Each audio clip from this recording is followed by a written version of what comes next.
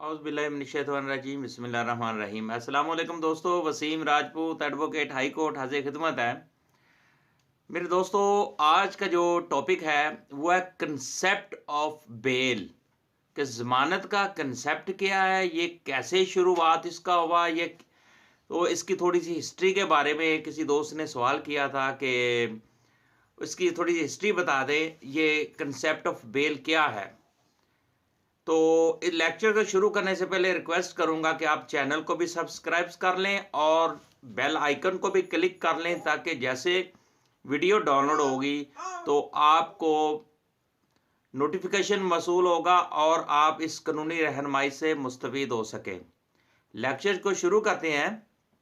Concept of bell अदालतों की तरफ से मुलजम को जमानत पर बेल पर रिहा करने का जो असूल है, सबसे पहले करून वस्ती दौर में 399 कबल अज़ मसीह से शुरू हुआ था कि 399 कबल अज़ मसीह से शुरू हुआ था, जब अफलातून ने सकरात की रिहाई के लिए जमानत दी थी,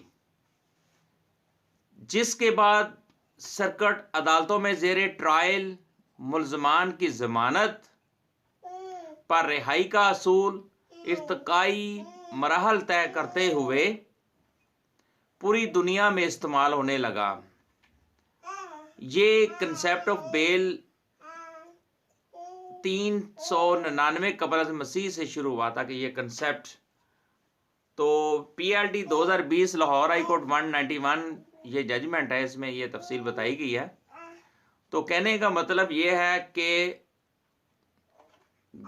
जिस दोस्त ने ये सवाल किया था उसका कंसेप्ट मेरा ख्याल है क्लियर हो चुका है कि ये कंसेप्ट 399 कबल मसीह बहुत पुराना है।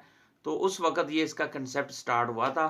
तो ये उसके बाद अफलातून ने फिर सकरात की रिहाई के लिए ज़मानत दी, फिर इसी तरह सर्किट अदालतों में ज़ेरे ट्रायल शुरू हो गया, ये सारा प्रोसीजर शुरू हो गया। तो फिर अब जो मौजूदा ये चल रहा है, ये उस वक़्त का जो ये तरीक़ाकार था, ये जो प्रोसीजर था, तो वो उस वक़्त का ये चल रहा है। तो दोस्तों, जितना भी कानून से छोटी या ज़्यादा जैसे भी कोई कानूनी आगाही है आप तक पहुंचती रहेगी।